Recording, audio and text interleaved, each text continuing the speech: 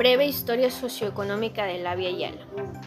Abya Yala es el término que los indios de Cuna, Panamá, denominan al continente americano en su totalidad.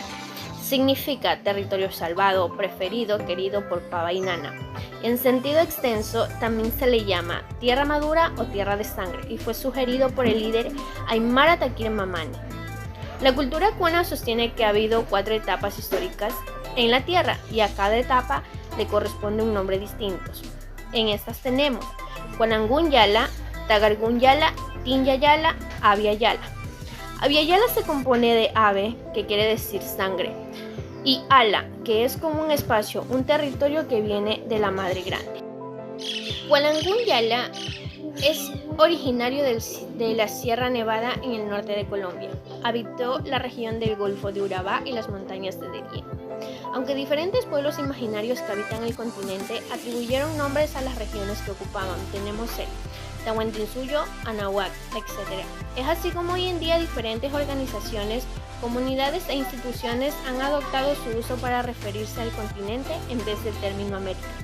Antes de la llegada de los invasores europeos, en el continente había una población de 57 y 90 millones de habitantes, que se distinguían como maya, cuna, mixteca, zapoteca, guaraón, etc. La expresión indígena, en ese sentido, una de las mayores violencias simbólicas cometidas contra los pueblos imaginarios de la Abya Yala. En prácticas discursivas cumple un papel relevante de descolonización del pensamiento que ha caracterizado el nuevo ciclo del movimiento indígena, cada vez más como un movimiento de los pueblos imaginarios.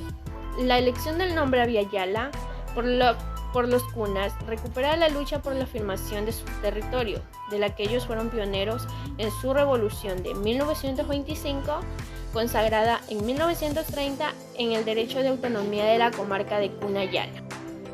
Grandes civilizaciones de Mesoamérica. Las civilizaciones mesoaméricas son sociedades que habitaron en la región de América entre 2500 y 1521 a.C. El nombre Mesoamérica proviene del griego y significa medio o intermedio, y hace referencia a la tierra Centroamérica, y podemos encontrarlo en las mayas, los oltecas, las aztecas, reconocida como el desarrollo cultural. Olmeca, de 1500 a.C. al 400 después de Cristo, se desarrollaron la agricultura, comercios, estructuras y creaciones del calendario. Zapotecas, del 500 a.C.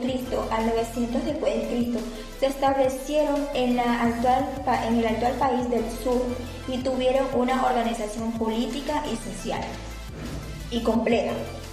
Maya, del 2000 a.C. y 1540 después de Cristo, tuvieron una organización política compleja y cultural. Teutacanos, del 150 a.C. y 1150 después de Cristo, las serenitas de los teutacanos incluyeron gráficos, geografías, imágenes. Mixtecas, del 1500 a.C. al 1523 después de Cristo, la organización social compleja que anunciaron a las mujeres nobles a participar en altas esferas y de bajos poderes, y tuvieron un mejor poder porque estuvieron participando en las civilizaciones méxicas. Aztecas y Mexica, de 1325 a.C. y 1521 fueron una civilización bíblica que llevó a construir grandes templos, comercios, mercados. Toltecas, del 650 a.C. al 1150 después de Cristo, realizaron un intercambio y usaron las semillas de cacao como monedas. Formas económicas de dominación colonial. Esta empezó desde 1492, donde el continente americano desarrolló un conjunto de dominio económico sobre las colonias. debido a la llegada de los españoles y europeos. Dentro de esto hay muchas características sobre este tema. Sucesos como el abuso de los indios, ya que por su condición física, por cómo vivían, ellos eran maltratados y considerados como animales. Realizaban trabajos como la agricultura, practicaban con ellos, porque ellos en ese tiempo no tenían conocimiento de cuán valioso era el oro. Pero cuando llegaron los españoles, los indios estaban con el oro, el maíz y todos los productos que ellos cosechaban. Pero esto cambió cuando comenzaron a residir en el lugar. Las mitas fue un sistema de trabajo obligatorio continuo existente durante la época colonial. Este sistema surge a finales del siglo XVI, específicamente en las regiones llenas. Fue un trabajo obligatorio para los indios varones de entre 15 y 50 años, a favor de la corona. Entre las clases de mitas tenemos mita minera, mita agraria y mita industrial. La mita minera se encargaba de la extracción del oro y la plata. La mita agraria, que era donde los indígenas realizaban los trabajos de campo. Y la mita industrial, que eran fábricas de producción textil. El concertaje. El concertaje era un contrato que se tenía para justificar la esclavitud de los indígenas. Con este contrato se tenía una prueba de que se había comprado a un indígena y por ende estos debían trabajar para su dueño hasta que su vida finalizara. Y depende de la extinción del contrato, podría pasar a ser hereditario entre las familias de los esclavos. La duración de este contrato iba de entre 6 meses y 1 año. A veces debido a los excesivos maltratos por el patrón hacia el hacendado, el mismo huía y se buscaba otro patrón. Obraje. Los obrajes fueron talleres textiles que existían en América desde la mitad del siglo XVI a principios del siglo XIX. Habían 3 clases de obrajes: los obrajes enteros, los medias obrajes y los chorrillos. Los obrajes enteros eran aquellos que podían operar más de 12 telares. Los medios obrajes, si no existían las 12 telares, pero que contaban con un tabón y un molino. Los chorrillos eran los que contaban con 6 telares o menos y carecían de tabán. Las haciendas se refería a un conjunto de bienes, por eso durante los primeros años de la época colonial, las ahora llamadas haciendas eran más bien estancias asignadas a los encomenderos españoles. Desarrollaban actividades agrícolas, ganaderas y artesanales por parte de los indígenas esclavos. El capitalismo es un sistema económico surgido en Europa en el siglo XVI y concebido principalmente al menos de 3 formas diferentes, dependiendo del énfasis en la consideración de ciertas características como determinantes, desde enfoques respectivamente políticos, culturales y sociales, sin que esto implique necesariamente una exclusión mutua de las diferentes definiciones.